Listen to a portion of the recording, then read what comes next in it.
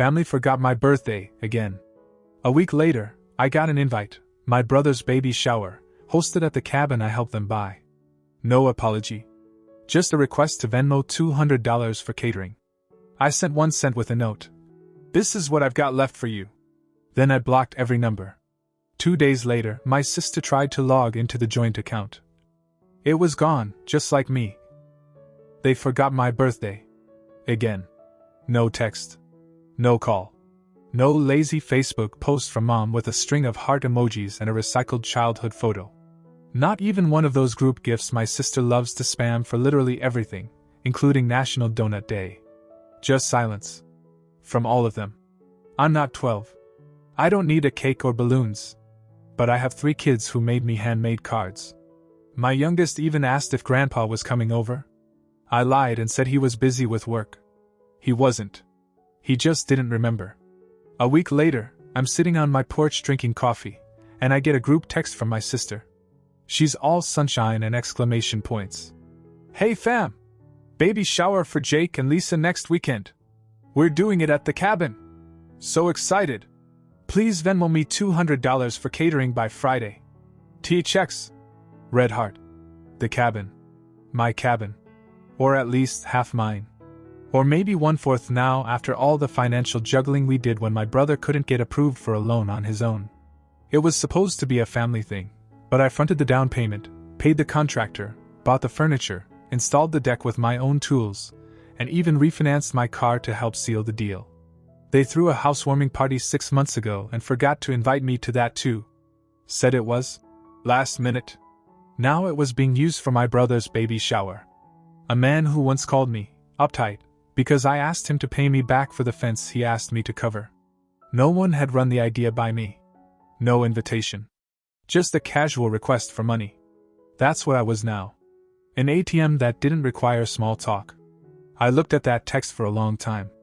Not just annoyed. Not even angry, really. Just done. There was nothing left in me for them to take. That night, I opened Venmo and sent my sister exactly 1 cent with a note. This is what I've got left for you. Then I blocked every single number. Mom. Dad. Sister. Brother. Family group chat. Done. My wife raised an eyebrow when I told her. I think she'd been waiting for this moment for years but didn't want to push me. She just said, "Good." For 2 days, it was quiet. Like someone turned down the volume on my life. Then the first ripple hit. My sister texted me from an unknown number, clearly panicking. Something about our old emergency savings account.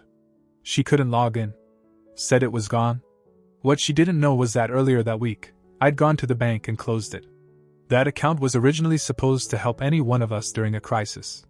The only one who ever contributed to it was me. And the only one who ever used it. Also me for them. The balance, just under $19,000, was now sitting in a private account under my name only. I hadn't touched a cent. Not yet. I just wanted it out of reach. Then came the emails. My mom sent a long one about how confused and hurt she was. She didn't understand why I was being so cold. She reminded me that we were family. That Jake and Lisa were just so busy, and that birthdays didn't matter that much after a certain age. I didn't reply. I read that line a few times. Out loud. Then I looked at the crayon-drawn card on my desk that my daughter made, where she asked why Grandpa wasn't there to sing with them. My kids remembered. My kids cared. My family didn't forget my birthday. They just didn't think it mattered. Not unless they needed something from me. Then suddenly, I was very easy to remember. But I was done being useful to people who only saw me as a utility. Something had shifted in me. Something permanent. I wasn't even mad. I was just clear. And they were about to find out what happens when the quiet one finally decides to speak up. Part 2, the baby shower bombshell. The baby shower was set for Saturday. I wasn't invited, but I knew every detail, thanks to my sister's oversharing on social media. She posted a countdown, tagged the caterer, even showed off the DIY decorations she stayed up all night making. A real effort. Not like remembering a sibling's birthday or anything. They were calling it Baby Bash at the cabin. I guess Jake and Lisa thought they were influencers now. Jake posted a selfie on the deck I built, captioned, built for moments like this, blue heart dot. He didn't tag me. Of course he didn't. What they didn't know was that I still had partial ownership of the property. And I had the key. I wasn't going to crash the party. That would have been too obvious. Too petty. I didn't need a scene. What I needed was a reminder. A small, surgical disruption. Something they'd feel but couldn't publicly complain about without looking stupid. So I made a phone call on Friday afternoon. Spoke with the property manager who handled cabin rentals in the area. I gave him a heads up. The cabin was off limits for the weekend due to unresolved ownership disputes. No rentals, no events. Liability issue. He knew me. I'd hired him to manage short-term stays when we weren't using it. He was confused but said he'd lock it down. Then I called the county and filed a temporary injunction on the use of the cabin for events. Just enough red tape to make it unappealing. I also had the water shut off for maintenance. The gas company got the same call. Clogged line. I did all this from my couch while watching my son build a Lego spaceship. Saturday morning, 10:42 a.m. My phone buzzed, new number again. It was my sister. Texted. Why is there a lock on the driveway gate? People are arriving. Did you do this? No reply. Then another. You can't be serious. We have catering coming. Guests are driving from 3 hours away. Lisa's crying. Still no reply. An hour later, I got a message from my mom. She skipped the guilt and went straight to panic. Kurt, you need to fix this now. This is a special day for Jake. Be the bigger person. Please. Be the bigger person. That line hit different. Because that's what I'd been for years. The one who drove 4 hours to help Dad move a couch. The one who paid the deductible when Jake wrecked Mom's car. The one who said yes to everything and got forgotten when it wasn't convenient to remember me. I watched the stories come in later. The event was moved last minute to my parents' backyard. No mountain views. No fancy charcuterie table. Just a bunch of mismatched chairs and a folding table full of Costco snacks. Jake didn't look happy. Lisa didn't smile once. My sister posted a story with the caption, "Not what we planned, but we made it work, flexed biceps, sparkling heart dot." No one tagged me. Monday, I got a call from Dad. I didn't answer, but he left a voicemail. He sounded tired. Said we needed to talk. I ignored it. Then on Wednesday, my mom showed up at my house. Uninvited. My mom showed up uninvited on a Wednesday morning with a container of banana bread like that was supposed to make it all okay. Not that she'd baked it herself. I could smell the grocery store on it. I didn't invite her in. Just stepped outside and closed the door behind me. She started with small talk. Weather. My lawn. The flowers. I let her talk. Eventually, she moved into it gently, like she was afraid to admit why she was actually standing on my porch. We didn't mean to forget your birthday. That's what she said? Not. I'm sorry. Just that they didn't mean to. I told her I wasn't mad about the birthday anymore. Because forgetting a birthday is just a symptom. The real disease is being forgotten altogether, except when they need something. She tried shifting the blame to being busy. Said Jake and Lisa had been so overwhelmed. That nobody was trying to hurt me. I asked her when the last time anyone in our family called just to check on me was. Not for help. Not for money. Just to ask how I was doing. She couldn't answer. She looked at her shoes instead. Then she asked if I really had the water and gas shut off at the cabin, like Jake was claiming. I said I did. She said Jake was furious. That Lisa cried. That they had guests show up with gifts and nowhere to sit. That everyone had to cram into her backyard and they were embarrassed. I told her that was the point. She blinked like I slapped her. I asked her why it's only when I finally push back that anyone notices I'm here. I asked how many more years I was supposed to play the responsible one, while Jake kept coasting and being celebrated for doing the bare minimum. She tried to defend him, again. Said he's just wired differently. That he's not good with money. That life has been harder for him. I asked her what was easier about raising 3 kids on a single income while helping pay for their family vacations. What was easier about covering Dad's dental surgery last year when his insurance didn't. I said the only difference was that I never expected someone else to carry me. Then she tried a different angle. My kids. Said they shouldn't grow up without their grandparents. I told her they already were. That birthdays had come and gone without a single card or call from any of them. That my youngest asked if Uncle Jake didn't like us. That shut her up for a while. She asked if I was serious about cutting ties. I said no, I wasn't cutting ties. I was just finally setting terms. If they wanted me in the family, it wouldn't be on their old terms. No more quiet Kurt. No more free labor. No more automatic yes to everything. I told her I was willing to talk, but I wasn't going to be anyone's safety net anymore. She left without saying much. Took the banana bread with her. 2 days later, my dad showed up. I didn't expect much. The man spent his life pretending not to notice things that made him uncomfortable. But he sat at my kitchen table for over an hour and just listened. Didn't defend. Didn't lecture. He asked questions. Real ones. Then he said something I never thought I'd hear. You were right. We've been unfair to you. We let Jake get away with everything because it was easier than dealing with his tantrums.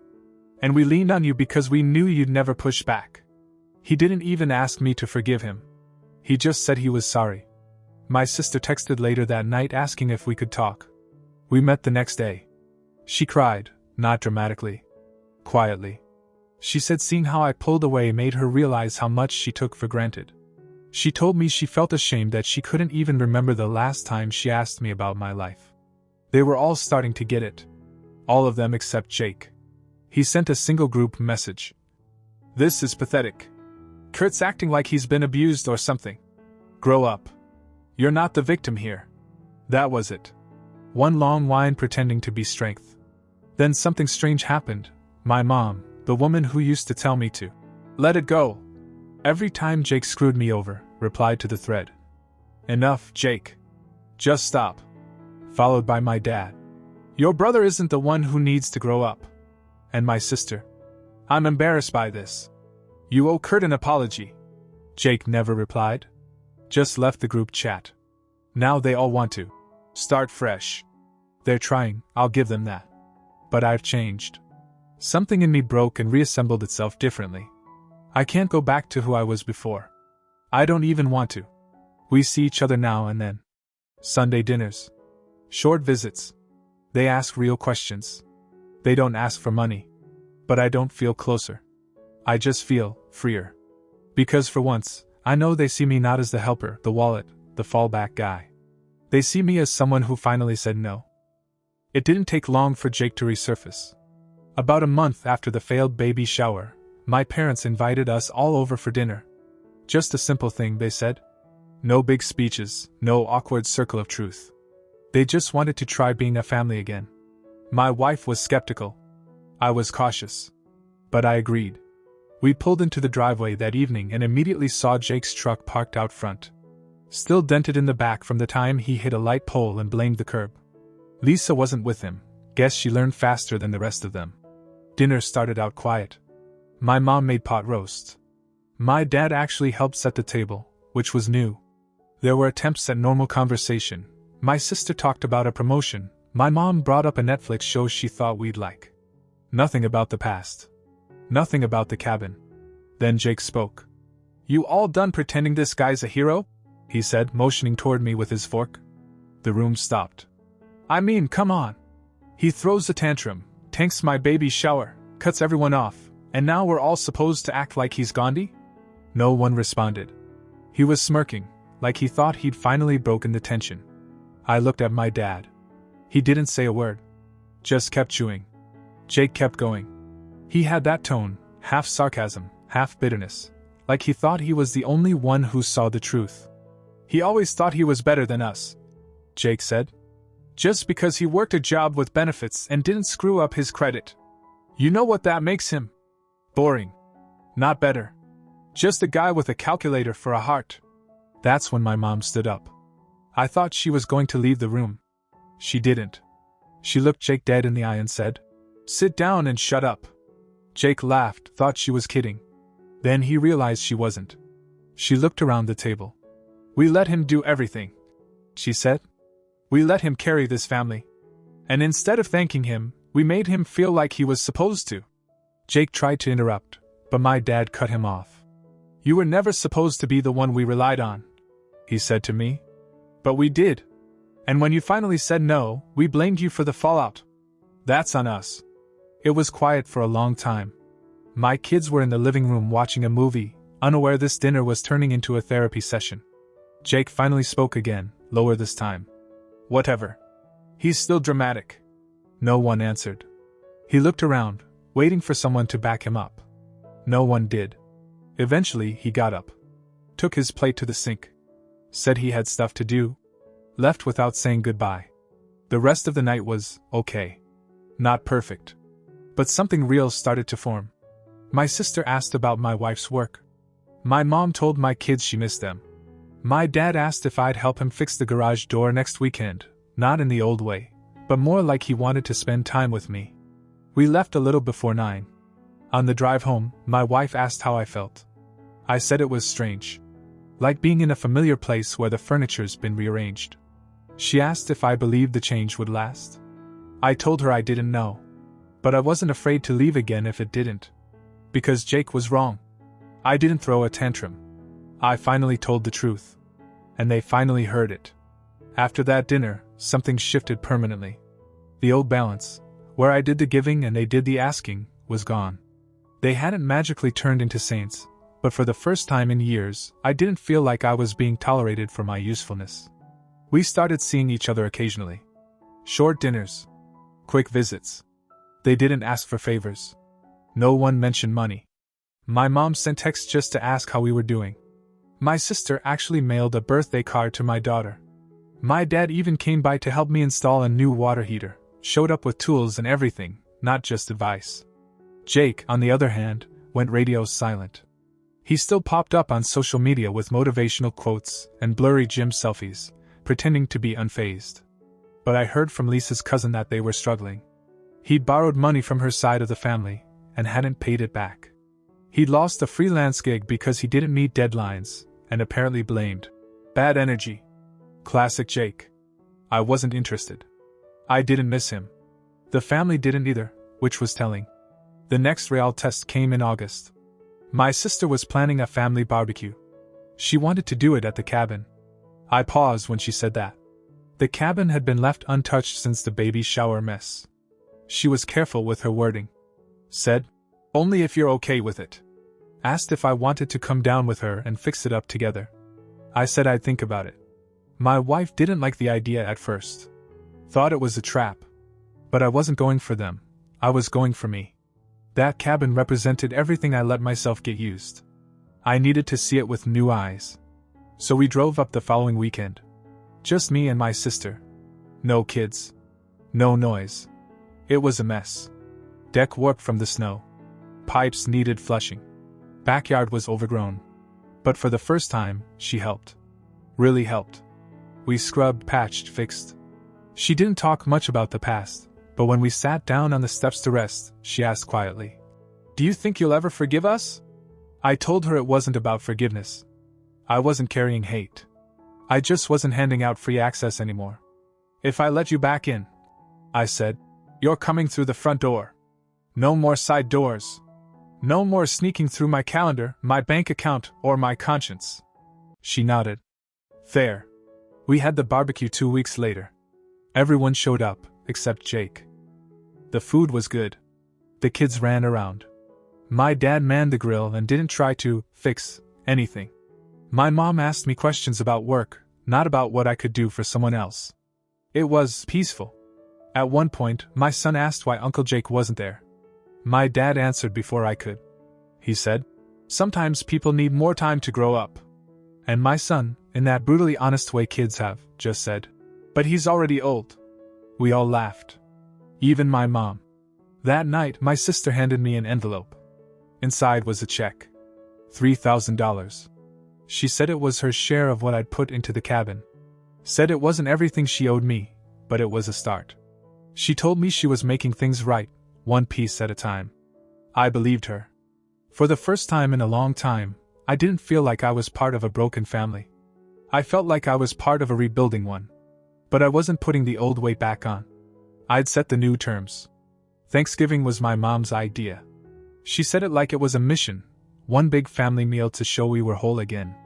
She was calling it the reset. Said it would be good for the kids. Said it was time to close the chapter. I didn't agree, but I didn't fight it either. I was curious. Curious to see if anything had really changed or if we were just playing a new round of the same old game. They invited Jake too. My dad even told me over the phone. He said he's willing to show up if everyone acts normal. Right. Because Jake's version of normal is the world revolving around him without making a single orbit back.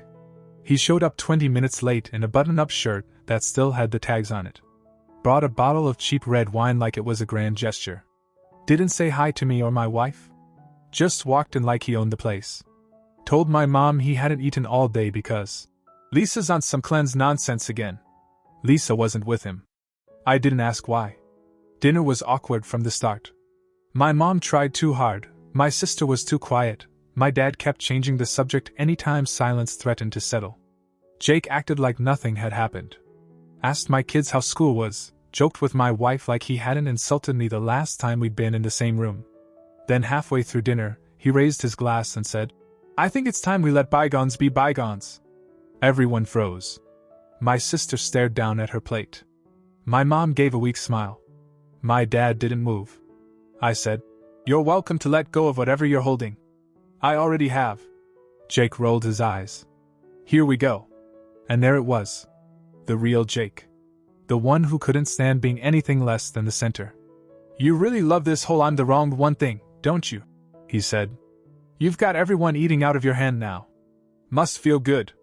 I didn't even look at him. I cut into my turkey. Said, "No, what feels good is not needing to explain myself anymore." He laughed, but it wasn't real. "You think you're better than us." My dad put his fork down. "Jake. That's enough." "No," Jake said. "Let's not pretend. You all just got tired of dealing with me. So now Kurt gets to be the golden child because he finally grew a spine and blocked everyone." My mom stood up. "Jake, this dinner was to bring us together." He shrugged. "You brought us together. Now you're watching the split." No one spoke. He stood there for a second, waiting for someone to defend him. No one did. Then he pushed back his chair and left. Didn't say goodbye. Didn't even take his coat from the rack. Just walked out. We all sat there for a while. My daughter asked if he was coming back. My mom said, "Not tonight." After the dishes were done and the kids were asleep in the car, my dad walked us out. "I'm sorry," he said quietly. "I thought maybe he'd get it this time." I shook my head. "He doesn't want to get it. He just wants it to go his way." My dad nodded. "He's gonna have to learn it the hard way, I guess." "I'm done being the lesson," I said. He didn't argue. Back home, I sat in the garage for a while after everyone went to bed. Thought about the dinner, the silence, the wine glass still sitting on the table half full. This was the closest we'd ever come to a reunion, and it still wasn't one. Because the truth is, not every story needs to end in togetherness. Some people stay behind. Some people only come close enough to test your boundaries again. And some families don't need fixing, they just need redefining. I wasn't angry anymore. I wasn't bitter. I was just done. The next week, my mom sent pictures from Thanksgiving. My dad sent me a text asking when I was free to grab coffee. My sister asked if my youngest liked Legos because she found a cool set on sale. Life moved forward. But Jake stayed out of the picture. And for once, no one begged me to pull him back in. This wasn't a happy ending. It was just an honest one. And for me, that was finally enough. Update: thought I was done with family drama. Turns out I was just on intermission. So yeah, things seemed stable. After that last Thanksgiving debacle, I figured the dust had finally settled. My parents were showing up more often, mostly just for the kids, but still. My sister and I were slowly rebuilding something real. And for the first time in years, I had mental space to breathe. Until last week. I was at work when I got a call from a number I didn't recognize. I usually ignore those, but something made me pick up. "Hi, this is Claire from Pinebrook Title Services. I just had a few quick questions about the transfer documents for the cabin." Transfer documents. I didn't say anything for a second. She continued, a little hesitant now. "We've got your name listed on the original co-ownership agreement, so we just need your sign-off to proceed with the full transfer to Jake McAllister." "Yeah. Jake. trying to quietly transfer the cabin into his name behind my back. I kept my voice calm and said I'd need all the documentation sent to me before I could confirm anything. Hung up. 10 minutes later, the email hit my inbox. Scanned it. Sure enough, Jake had submitted paperwork claiming I was relinquishing my share. Forged signature. Filed without even telling me. The man didn't even try to cover it up well. I called the title office back and explained what was going on. They froze the process immediately. Legal red flags everywhere. I didn't tell anyone in the family. Not right away. Instead, I showed up at my parents' house unannounced the next day. Sat down with my dad and handed him a printed copy of the document Jake submitted. He read the first page. His face went pale. Then he just said, "Oh no. They didn't know." I believe that now. My mom was horrified. She called my sister while I was sitting there. Word spread fast. That night, Jake called me from a blocked number. Left a voicemail. Said I was overreacting. That it was just a paperwork misunderstanding. That he'd meant to call me about it. And figured I wouldn't care since I wasn't using the place. I sent the voicemail to my lawyer.